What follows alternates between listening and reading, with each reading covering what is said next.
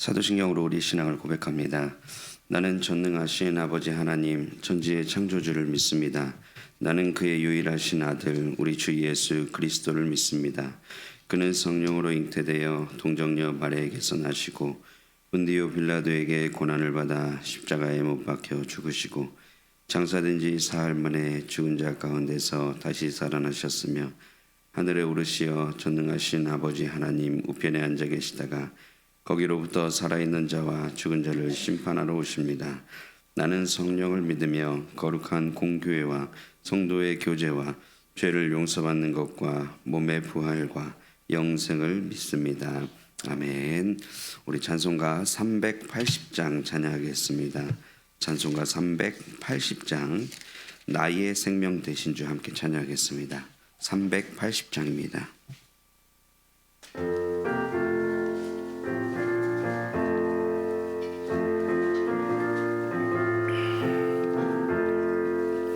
나의 생명 되신 주 주님 앞에 나아갑니다. 예 흘린 보혈로 정케하사 받아주소서. 날마다 주를 찬송하겠네. 주의 사랑 줄로서 나를 굳게 잡아매소서. 괴로운 세상 지날 때 나를 인도하여 주소서. 주를 믿고 나가면 나의 길을 잃지 않겠네. 날마다 주를 찬송하겠네. 주의 사랑 줄로서 나를 굳게 잡아매소서. 세상 살아갈 때에 주를 더욱 사랑합니다. 밝고 빛난 천국에 나의 영혼 들어가겠네. 날마다 주를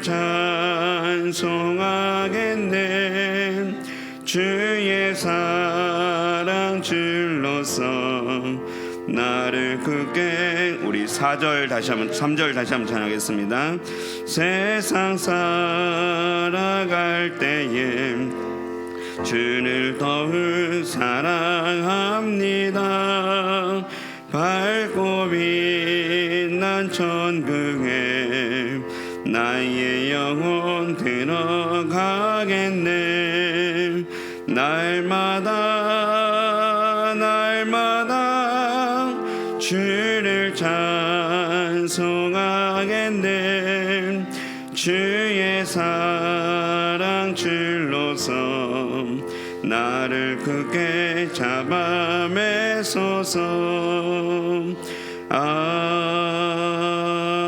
아멘. 오늘 우리에게 준 하나님의 말씀 에베소서 5장 1절에서 14절까지 말씀입니다. 성경 말씀 에베소서 5장 1절에서 14절까지 말씀입니다.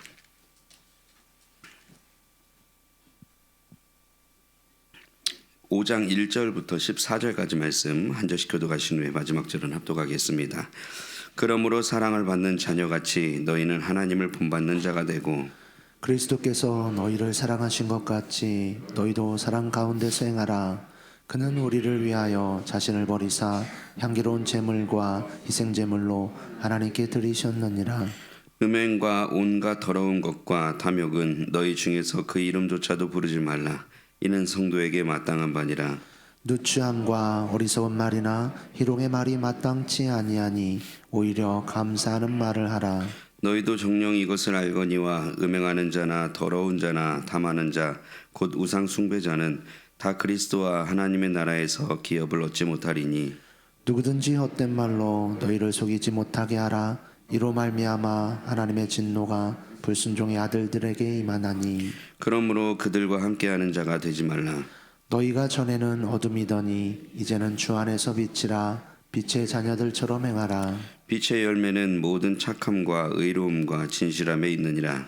주를 기쁘시게 할 것이 무엇인가 시험하여 보라. 너희는 열매 없는 어둠 일에 참여하지 말고 도리어 책망하라. 그들이 은밀히 행하는 것들은 말하기도 부끄러운 것들이라. 그러나 책망을 받는 모든 것은 빛으로 말미암아 드러나나니 드러나는 것마다 빛이니라. 그러므로 이르시기를 잠자는 자여 깨어서 죽은 자들 가운데서 일어나라.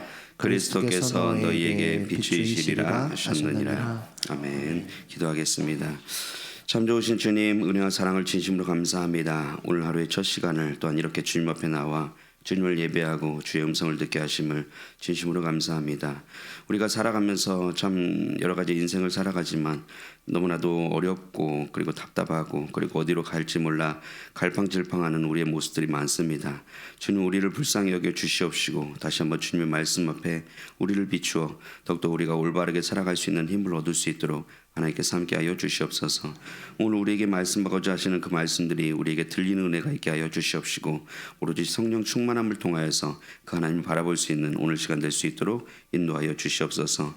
예물 드린 분들 계십니다. 1,000번제와 감사 예물 하나님께 올려드리오니 하나님이 기도의 제목들을 하나님께서 받아 주시옵시고 이 기도가 응답됨을 통하여서 더욱더 하나님의 살아계심을 경험할 수 있는 귀하 복된 믿음의 자녀 될 수 있도록 인도하여 주시옵소서.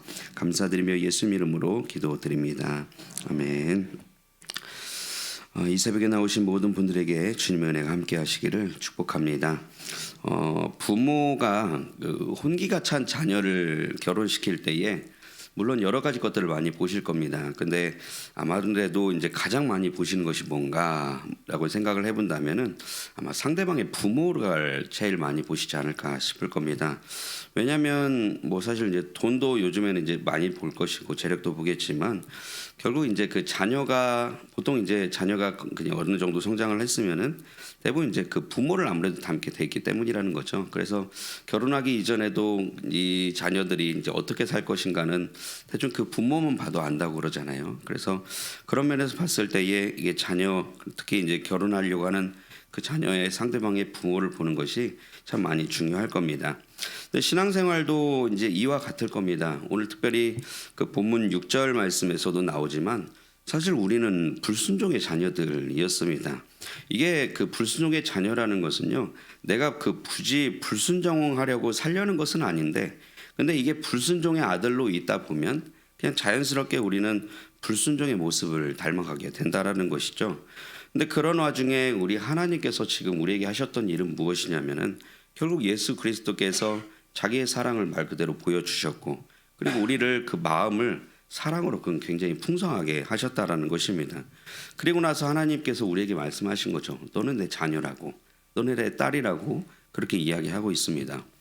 이런 그 하나님의 그 사랑의 느낌을 어떻게 이게 좀 잘 표현할 수 있을지 잘 모르겠습니다만은 저는 이제 이 본문을 어저께 묵상할 때 가장 먼저 떠오르는 것은 그 저희 첫째 딸이 태어날 때 그 저희 아내의 모습이 가장 많이 떠올랐었어요. 이게 그 저도 옆에 이제 있었으니까 많이 여러분도 이제 많이들 그러셨겠지만 사실 그 뱃속에 아기가 생긴 이래로부터 여러분 우리 엄마들 다 똑같으시죠.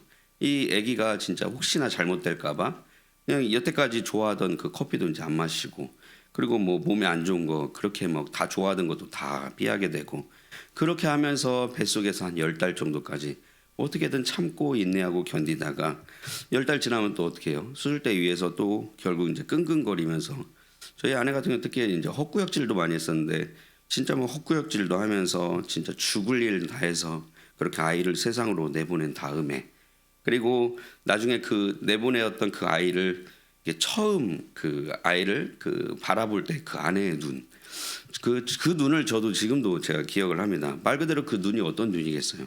정말 사랑 담긴 눈이죠. 근데 그때 아기에게 엄마가 이제 그런 이야기를 하죠. 저희 첫째 딸 이제 하연인데 하연아 엄마야 딱 이렇게 이야기했을 때 여러분 이 감정이 어떻겠습니까? 아무래도 물론 이 아기는 이게 엄마인지 이게 뭐라고 하는지 이제 듣지는 못할 겁니다. 근데 적어도 이 감정은 똑같이 느껴지죠. 나를 얼마나 사랑하고 있는지, 그리고 이 아빠, 그 엄마로서 정말 이 자녀가 어떠한 대상인지는 참 많이 느껴지리라 생각합니다.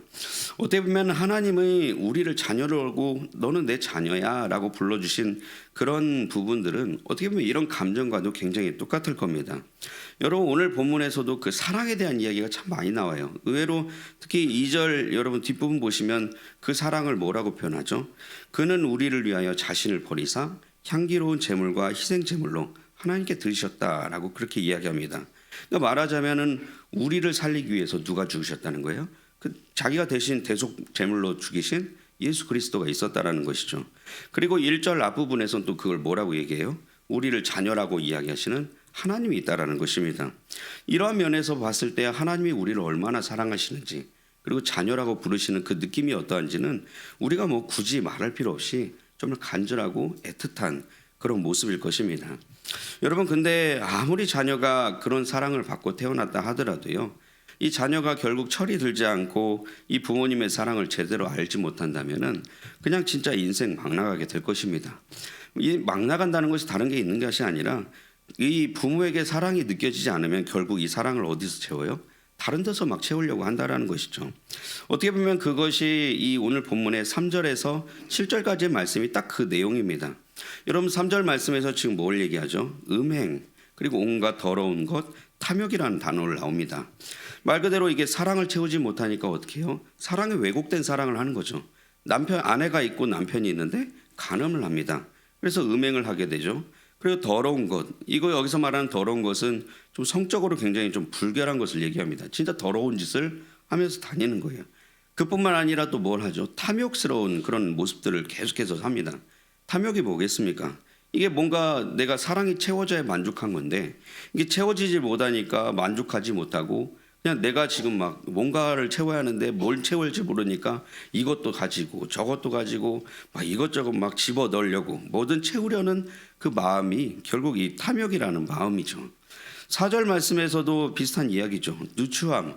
여기서 말하는 누추함이라는 것은 그 외설, 그 음란함, 약간 이런 식으로 얘기를 하더라고요. 어리석은 말, 희롱의 말, 음담패설 이런 이야기들을 통해서 자기의 어떠한 그런 여러 가지 욕망들을 채워가는 그 모습들을 이야기하고 있습니다. 그리고 결국 이것을 5절 말씀에서는 딱 이걸 뭐라고 표현해요? 우상 숭배자라고 그렇게 이야기하는 겁니다. 진실되게 사랑하시는, 우리를 정말 진실되게 사랑하시는 그런 하나님의 사랑을 제대로 알지 못하고 그리고 다른 것을 채우려는 그런 우상 숭배자. 결국 이 우상 숭배자는 5절 말씀에 의하면 뭐라고 해요? 하나님 나라의 기업을 얻지 못한다고 그렇게 이야기하고 있는 것입니다. 기업을 얻지 못한다는 것은 뭘 얘기하는 거예요? 하나님의 자녀가 되지 못한다라는 것을 이야기하고 있는 것입니다.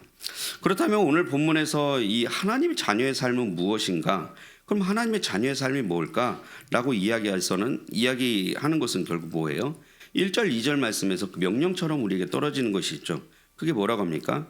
하나님께 사랑받는 자녀처럼 사는 것이 하나님의 자녀로 사는 겁니다. 2절에서도 뭐라고 해요? 그리스도께서 우리를 사랑하신 것처럼 우리도 사랑으로 행하는 것이, 그리고 명령을 지금 주어지고 있는 거죠. 그것이 바로 우리에게 주어진 그리스도인의 자녀로서 살아가는 그런 주어진 명령이라는 것입니다. 여러분 이와 비슷한 이야기를 8절부터 14절까지도 똑같이 지금 이야기하고 있는 것을 볼 수 있어요. 대신 이제 사랑과 어떤 음란 이런 부분이 아니라 빛과 어둠이라는 것을 대조해서 또 다시 이야기하고 있는 걸 볼 수 있죠. 주제 말씀은 8절 말씀입니다. 8절 말씀 보시면은 이렇게 이야기하죠. 너희가 전에는 어둠이더니 이제는 주 안에서 빛이라.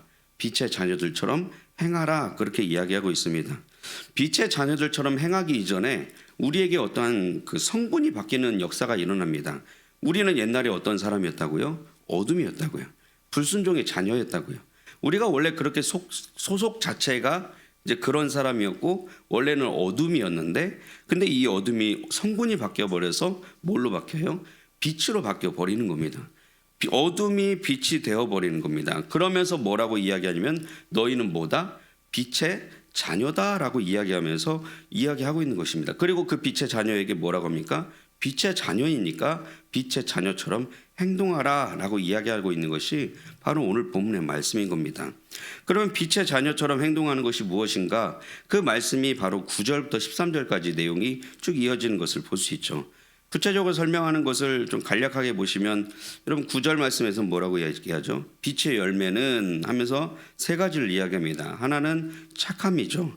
이 착함이라는 것은 다른 사람에게 대한 그 선한 삶을 의미합니다. 두 번째로 의로움이라고 이야기하죠. 의로움은 하나님 앞에서 올바른 삶을 이야기합니다. 세 번째로 진실함이라고 이야기합니다. 진실됨은 내 앞에서 진실됨을 이야기합니다. 그래서 여러분 이 빛의 열매라는 것을 보고 착함과 의로움과 진실함에 있다라는 것은요, 다른 사람을 대할 때 선하게 대하는 사람을 얘기해요. 동시에 하나님 앞에서도 정직하게 살아가는 사람을 이야기합니다. 동시에 내 앞에서도 진실된 그런 삶을 살아가는 것을 이야기합니다. 이런 사람이 어떤 사람이냐면 빛의 자녀처럼 살아가는 사람이라고 이야기하고 있는 겁니다. 10절 말씀에서는 또 뭐라고 이야기하죠? 주를 기쁘시게 할 것이 무엇인가? 시험하라 라고 이야기합니다. 여기서 말하는 시험하라는 것은요, 경험해보라는 거예요. 그냥 분별해보라는 거예요. 여러분 사실 그 하나님의 뜻을 우리가 어떻게 발견할 수 있을까? 우리가 어떻게 하나님의 자녀답게 살 수 있을까? 사실 성경에는 원론적인 이야기만 나옵니다. 근데 이 원론적인 이야기를 가지고 우리의 인생을 살아갈 때에 참 다양한 가지수가 있어요. 여러분 사실 그 아무리 똑같이 분명히 기도하세요라고 얘기하지만 이때는 기도하는 것이 정답일 수 있지만 이때는 아닐 수도 있다라는 거예요. 이때는 다른 사람을 섬기는 것이 정답일 수 있지만 그때는 또 아닐 수도 있다라는 거예요. 이게 하나님의 뜻은 항상 이게 케이스 바이 케이스라는 것인데, 근데 이것은 결국 우리가 어떤 방법을 통해서 알아냐면 시험함을 통해서 알아야 한다는 거죠. 경험을 통해서 안다라는 것입니다. 근데 중요한 전제가 하나가 있죠. 그게 뭐예요? 주를 기쁘시게 하는 삶을 살으라는 거죠. 근데 주를 기쁘시게 하는 그 삶을 말씀을 통해서 내가 받고 그 말씀을 통해서 내가 경험을 해보면서 정말 이것이 하나님이 기뻐하시는 삶이구나라는 것을 내가 몸소 체득하는 것이 바로 빛의 자녀들이 해야 할 역할이라고 이야기하는 것을 볼 수 있습니다. 여러분 그래서 오늘 본문에서는요, 정확히 이렇게 두 가지 명령을 우리에게 주어지고 있는 거예요. 첫 번째로 우리가 오늘 말씀을 정리하면 첫 번째로 우리에게 주시는 명령이 뭐예요? 사랑으로 모든 일을 행하라는 것이 첫 번째 명령입니다. 사랑으로 행하는 삶이 우리의 삶이 되어야 한다는 것입니다. 두 번째로 우리에게 주어진 명령은 뭐예요? 그래서 우리는 빛의 자녀답게 살라고 이야기하는 것이 오늘 주어진 명령입니다. 여러분 근데 이것은 우리에게 주어진 명령이긴 하지만 여러분 사실 이것이 삶에서 주어지기 위해서는요, 우리가 가장 먼저 되어야 할 것이 하나 있습니다. 그게 바로 뭐냐면요, 결국 이 시간에 여러분이 주님을 만나셔야 한다는 거예요. 여러분 사랑으로 행하기 위해서는요, 여러분이 하나님의 사랑을 먼저 아셔야 합니다. 그러기 위해서는 여러분 이 시간에 기도하면서 뭘 기도해야겠어요? 내가 사랑으로 충만해져야죠. 내가 하나님의 자녀인 것을 내가 이 시간에 다시 누려야죠. 내가 그리스도께서 나를 위해 얼마나 그 희생적인 사랑으로 나를 위해 죽으셨는지를 오늘 여러분이 묵상을 하셔야죠. 그 묵상을 통해서 여러분이 사랑으로 충만해지면 자연스럽게 그 사랑이 어디로 흘러가겠어요? 사랑으로 오늘 행할 수 있는 그런 근거 자료가 될 것입니다. 두 번째로 여러분 빛의 자녀도 마찬가지입니다.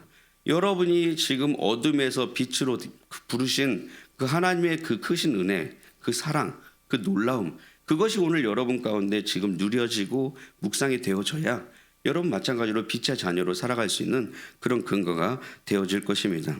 여러분 진심으로 이 두 가지를 먼저 오늘 이 시간에 좀 충만해질 수 있는 그런 은혜가 있었으면 좋겠습니다. 사랑으로 충만해지시고요, 빛의 그런 어떠한 모습으로 여러분 충분히 묵상하시고 더욱더 주님을 만날 수 있는 그런 시간 되셨으면 좋겠습니다. 그 과정을 통해서 오늘 하루 믿음으로 승리하시는 저와 여러분 되시기를 주님의 이름으로 축복합니다. 기도하겠습니다.